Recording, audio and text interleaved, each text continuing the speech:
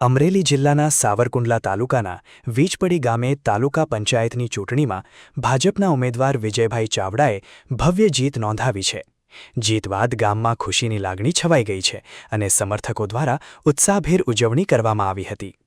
વિજયભાઈ ચાવડાની જીત પાછળ કાર્યકરોની મહેનત અને મતદારોનો વિશ્વાસ મહત્વપૂર્ણ રહ્યો છે।